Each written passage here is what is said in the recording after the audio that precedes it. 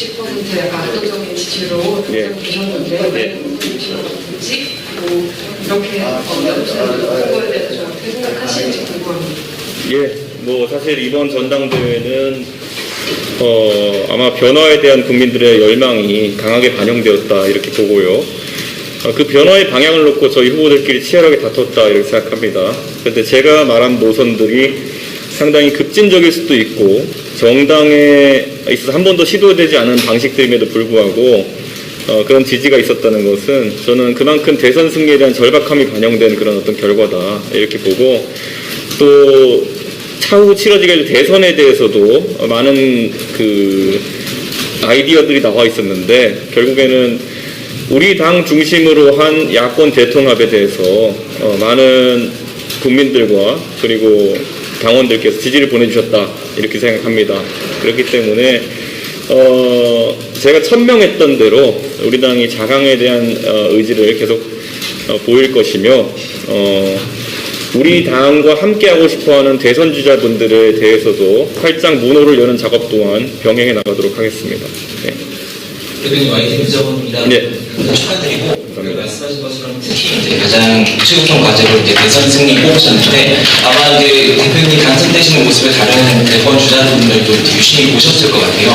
앞으로 이제 경선 관리 어떻게 할 것인지 그리고 약간 이제 다른 후보들께 이제 앞으로 어떤 당부하시고 싶은 말씀 있으시면 부탁드리겠습니다. 저는 기본적으로 우리 당의 대선 주자군, 당내 대선 주자군도 훨씬 더 풍성해질 것이라 이렇게 생각합니다. 기본적으로 계속 언급되시던 원희룡 지사님이나 유승민 대표 외에도 언론인들께서 잘 아시는 것처럼 하태경 의원도 대선에 대한 대선에 출마를 지금 의사를 밝혔습니다.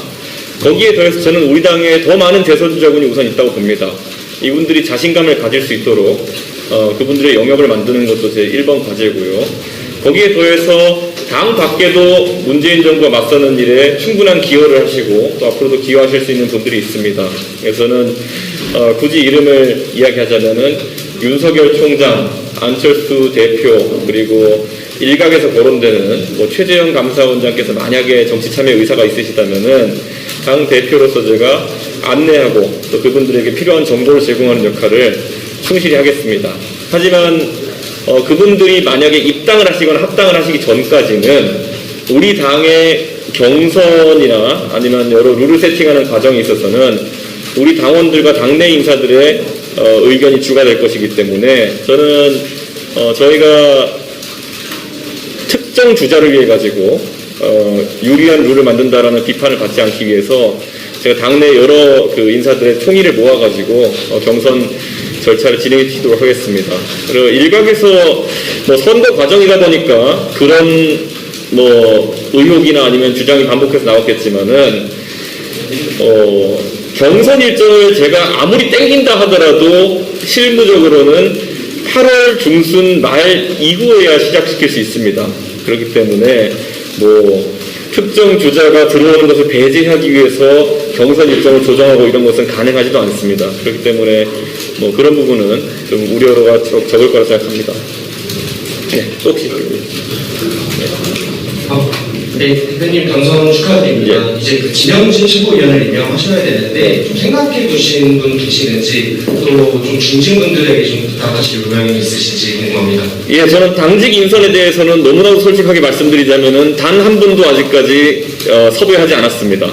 예, 그것은 제가 결과가 나오기 전에 어떤 제안이나 이런 걸 하게 될 경우에 오만하다는 평을 받을 수 있기 때문에 그랬고요.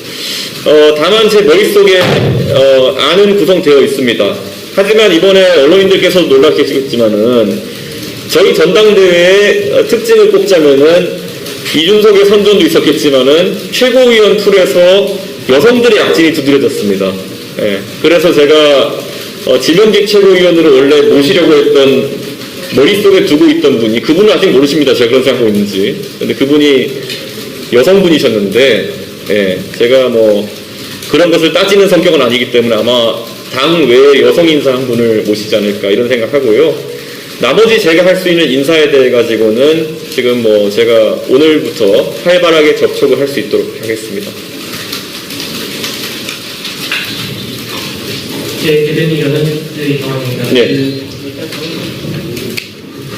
네, 당선 축하드리고요. 계속해서 김종인 위원장 다시 모시겠다 이런 말씀하셨는데 향후 계획 어떻게 되실지 궁금하고 한 가지만 더 여쭈면은 그 전당대회 경선 과정에서 좀 거센 신경전을 벌였던 분이 이제 나경원 후보, 주호영 후보 계신데 이분들 추후에 다시 영입해서 그 대선 과정에서 인선하시게 되시죠?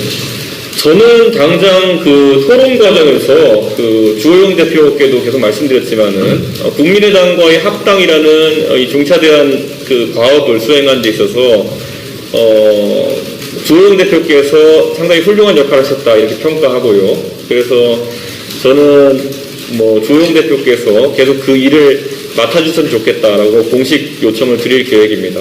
그리고 나경원 대표께서는 이번에 보시면 알겠지만은 득표력에서도 상당한 그 힘을 보여주셨고 무엇보다 우리 당원들이 가장 사랑하는 그리고 신뢰하는 우리 지도자 중에 한 명입니다. 그렇기 때문에 저는 당연히 대선 과정에서 나경원 대표께 제가 상황에 맞고 또 그리고 그분의 뭐랄까요 격에 맞는 아주 중차대한 역할을 부탁드릴 의향이 있습니다. 네. 또 앞에 질문 뭐였죠? 김종인 위원장. 네? 김종인 위원장. 김종인 위원장은 제가 참 2012년부터 제가 비대위원 당에 처음 들어왔을 때부터 같이 모시고 일을 해봤지만은 저는 그분을 저희가 뭐라고 해야 될까요? 초빙할지 말지에 대해 가지고 여러 가지 걱정을 하는 것은 좀 의아하긴 합니다. 아마 대선 과정에서 충분히 그분은 기여를 하실 수 있는 역할이 있고 능력이 있는 분이기 때문에 거꾸로 나중에 가가지고 저희가 제안했을 때 그분이 안 오실 것도 걱정해야 되는 건 아닌가. 저희 당에서 뭐 사실 잊혀진 역사이긴 하지만은 그분을 영입하려다 실패했던 경우도 여러 차례 있습니다. 큰 선거에서. 그렇기 때문에 저는 만약에 이번 경선에서 저희 당의 대선 후보가 정해지면은 대선 후보와의 상의를 통해 가지고 제가 그분을 당에 모실 수 있도록 노력하겠습니다. 다만 뭐 제가 이 당무 우선권이라는 것 때문에 당대표가 대선 후보가 선출되면 그 아래 놓이게 됩니다. 그렇기 때문에 제가 뭐 강제로 다른 사람의 선대위원장을 뭐 이렇게 모시고 할 수는 없지 않습니까? 그래서 저는 뭐 그 부분은 그 의지의 표명으로 받아들일 수 있을 것 같습니다. 네.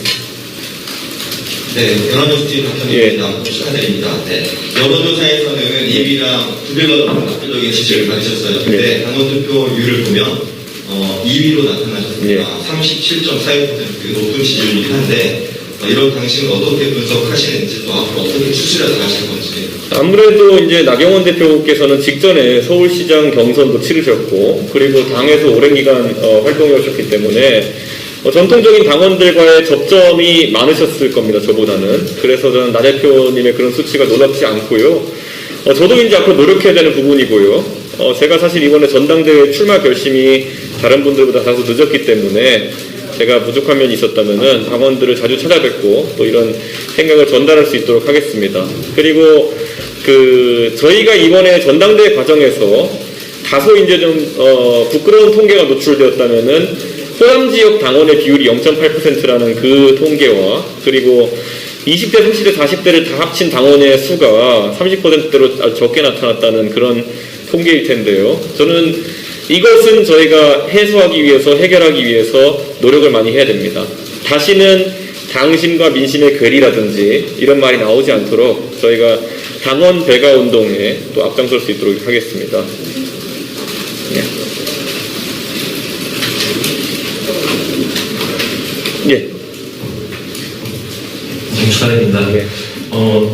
전당대회 과정에서 이제 뭐 어떤 당직이나 아니면 공천 과정에서 이제 시험을 제대로 도입하신다고 해서 많이 이제 화제가 됐었는데 처음 일단 부대변인과 이제 대변인 선발하시는 과정에서 토론 배틀을 이제 계획하신다고 하셨습니다. 근데 아무래도 그 과정에서 뭐 토론이라는 게 사실 뭐 객관적인 수치로 뭐 이렇게 누가 잘했다고 해서 정리하기가 힘든데 그런 운동성을 좀 어떻게 좀 담보하실 계획이신지. 실제로 그 토론 배틀을 통한 선발은 제가 바른미래당에 있을 시 이미 광역 비례대표 의원 후보자 선발과 그리고 대변인 선발을 저희가 적용해본 바가 있습니다. 그 과정에서 사실 토론 평가단이 일반 시민의 시각 그리고 또 저희 그 당시엔 정당 연구소 관계자들이 참여했었는데요. 그런 시각에서 토론을 통해서 토론의 논리 대결이 아닙니다. 토론은 절대 하고 나가지고 뭐 이렇게 KO 승으로 끝나는 경우가 없습니다. 결국 양쪽의 입장이 합리적이라면은 둘 다 충분히 받아들일 수 있는 주장으로 끝나는 경우가 많은데, 토론 배틀을 제가 하나의 방식으로 이게 정해놓은 이유는, 토론이라는 것이 사실상 논리 대결이라는 그런 어떤 좁은 영역이 아니라 사람의 매력도를 종합적으로 측정할 수 있는 그런 형태로 진행되기 때문입니다. 그래서 저는 지금까지 그 경험 바탕으로 결국에는 정치의 덕목 중에 하나라고 할 수 있는 매력도 측정을 할 수 있는 그런 체계를 구축해서 공지할 수 있도록 하겠고요. 그 많은 분들이 이제 대변인이나 상근부대변인 선발이 그렇게 6월 말까지 이제 진행되게 되면은 그 사이에 당의 입장을 어떻게 전달하겠느냐라는 질문에 대해서는 그 수석 대변인은 제가 따로 지명해서 선임을 할 계획입니다. 그래서 그 인사는 아마 곧 발표하도록 하겠습니다. 네. 경선 과정에서 특정 후보 언급에 대해 극도로 지향하시는 모습을 보이셨는데요. 질문 죄송한데요. 현실적인 낙권 후보 1위 후보니까 질문 드릴게요. 윤석열 전 총장과의 접촉이나 이런 부분에 있어서 먼저 연락을 하신다고 하셨던 것 같기도 하고, 밀당을 해야 된다 이렇게 말씀하신 것 같기도 한데, 먼저 연락하실 의향이 있으신지. 제가 앞으로도 개별 대선 주자와의 접촉이라든지 접촉 내용이나 시점 등을 세세하게 제가 언론인들께 공개하지 못함을 좀 양해를 부탁드리고요. 다만 아까 언급해주신 특정 인물뿐만 아니라 다수의 대선 주자들과 제가 소통을 하고 있다고 제가 확인해 드리겠습니다. 그것은. 그래서 아마 물론 대선의 문제라서가 아니라 가장 먼저 저희가 공개적인 소통을 할 수 있는 상대는 아마 지금 합당 절차를 마무리하기 위해서 아마 안철수 대표님과의 소통이 이제 가장 빠른 시점에 이루어지지 않을까, 그런 생각을 좀 하고 있고요. 홍준표 전 대표 같은 경우에는 제가 입당 문제에 관해서는 선언적으로 이야기한 부분이 있지만은, 홍준표 대표님과는 선거 과정 중에도 여러 차례 소통이 있었다 정도는 제가 언론인들께 말씀을 드릴 수 있을 것 같습니다. 네. 마이크. 당선 축하드립니다. KBS 강병수 기자입니다. 일단 이번 대선 앞두고서는 당대표에 선출됐기 때문에 더 관심을 끌 수밖에 없는데요. 주요 당대표 후보들이 모두 다 어쨌든 당 밖의 후보들인데, 이런 부분에 대해서는 어떻게 생각하시는지, 자랑할 수 있는 방법은 무엇인지 궁금하고요. 어쨌든 내년 3월까지는 당을 이끌어가는 모습이어야 될 텐데, 국민의힘이 내년 3월을 앞두고 국민들에게 던지는 시대정신은 무엇인지 궁금합니다. 네, 저는 제가 이번 선거 과정 중에서 그리고 오늘 수락 연설문에서도 제가 담았지만은, 결국 국민의힘이 과거에 비해 가지고 얼마나 공존을 통해서 넓은 범위를 포용할 수 있느냐에 대해서 국민들이 바라보고 있다, 이런 생각을 합니다. 문재인 정부는 지난 4년간의 집권을 통해서 우리 편과 네 편, 다수와 소수를 가르는 정치를 통해 가지고 그 정치 세력을 유지해 왔습니다. 그러나 그 안에서 이제 국민들께서 인식하기 시작하셨다고 봅니다. 그 편가르기의 피해자가 어느 순간에는 본인이 될 수 있다는 생각들을 하기 시작한 것 같습니다. 그렇기 때문에 우리 국민의힘은 그런 문재인 정부의 갈라치기를 심판하고, 무엇보다도 아까 말했듯이 스펙트럼 면에서 가장 넓은 어떤 국민들을 포함할 수 있는 그런 범위를 만들 것이고요. 제가 아까 용광로론을 발전시켜가지고 공존의 비빔밥을 만들겠다라고 이제 이야기했었는데요. 저는 그 과정 속에서 아까 언급하셨던 당 외 대선 주자들 중에서도 윤석열이라는 사람도 우리 당에 합류한다면은 그의 생각이 닫히지 않은 상태로 들어왔으면 좋겠습니다.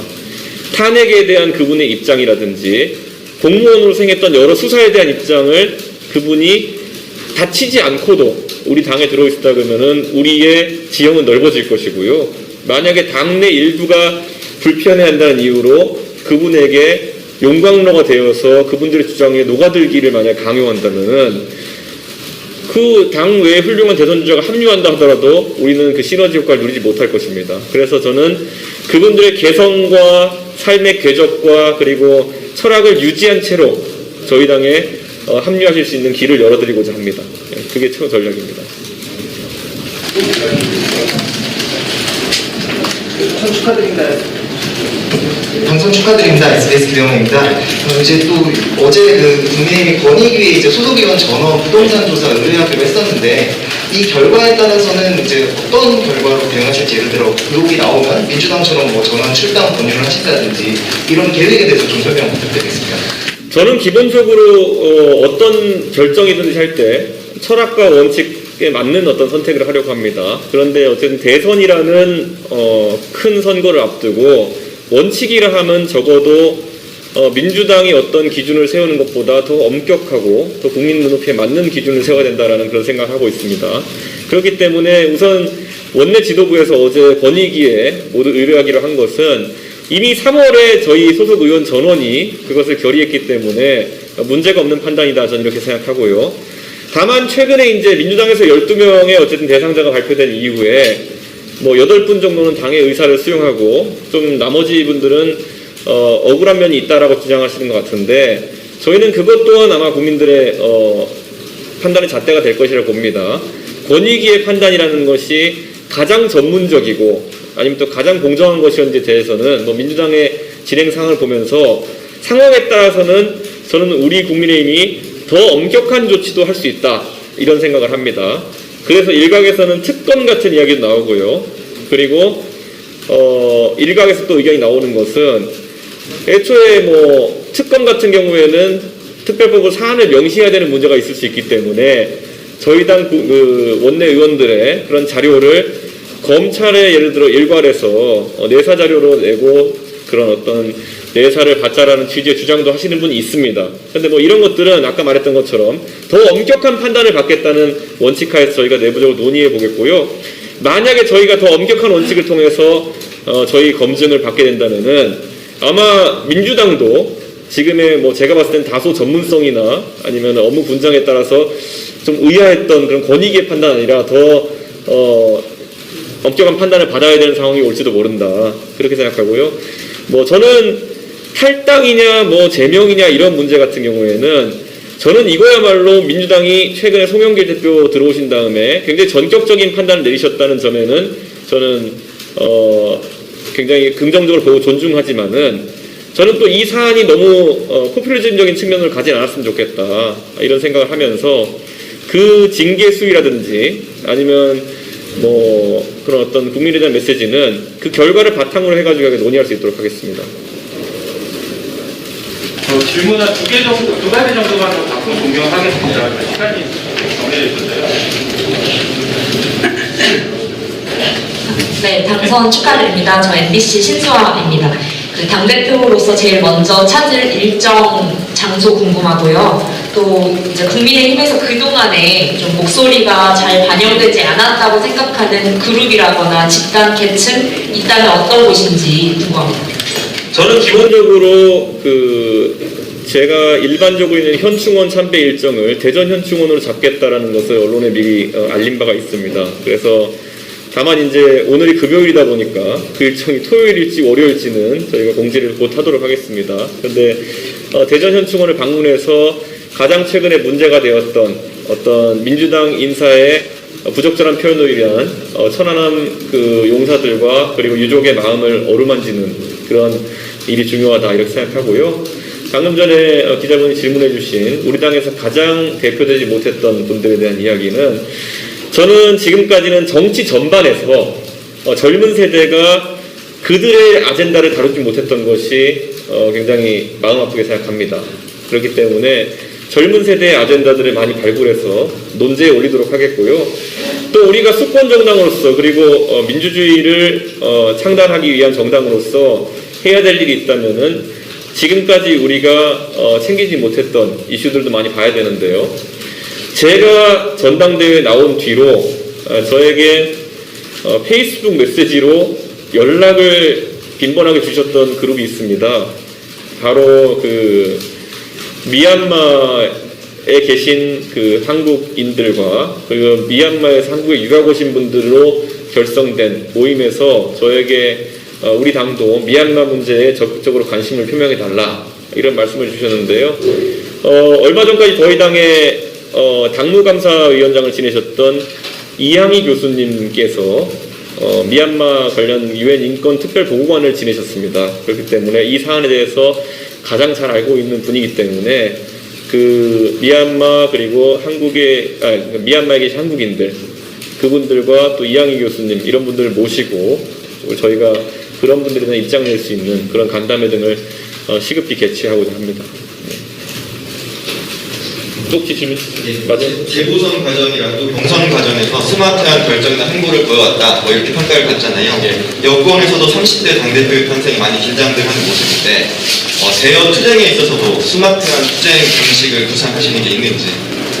저는 우선 송영길 대표께서 최근에 파격적으로 보여주시는 모습 또한 저는 연령의 문제가 아니라 굉장히 개혁적인 모습이라고 평가합니다. 그렇기 때문에 저는 그 경쟁에 앞장서겠습니다.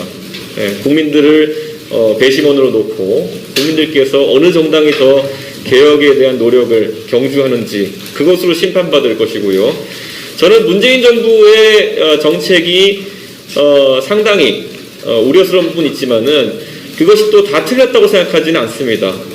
특히 우리가 야당으로서 국정에 협조할 부분이 있다고 한다면은 저는 그 또한 야당의 역할이다 이렇게 생각합니다. 제가 작년부터 부정선거 논란에 대해 가지고 강한 선을 그었던 것은 우리의 당리 당략에 따라 가지고 국가의 중요한 근간이 흔들리는 것은 야당이 결코 채택해서는 안 되는 투쟁 방법이기 때문입니다. 이와 마찬가지로 저희 당이 작년에 저희 당 강기훈 의원님의 지적으로 백신 문제에 대한 원내 지적을 가장 먼저 시작했음에도 불구하고 일부 저희 당 지지자들이나 아니면 일부 저희 당 내 인사들의 백신에 대한 어떤 불안정성 언급 등으로 저희가 국민들에게 혹시 이 방역에 협조하지 않는다는 이미지를 줄 수 있습니다. 그렇기 때문에 저는 제가 제 SNS상에 올린 것처럼 다음 주 화요일에 저희 집 앞에 있는 병원에서 얀센 백신 접종이 예정되어 있습니다. 어쨌든 그런 것처럼 국가를 위해서 우리가 야당이 협력해야 될 일이 있다고 한다면은 협력할 건 협력하고 다만 문재인 정부가 갈라치기라든지 좀 안 좋은 모습 보일 때는 제가 방송 토론을 할 때 이럴 때 보셨겠지만은 가장 매섭고도 가장 창의적인 방식으로 지적할 수 있는 야당이 되도록 하겠습니다. 네, 이상 마치겠습니다. 네, 감사합니다.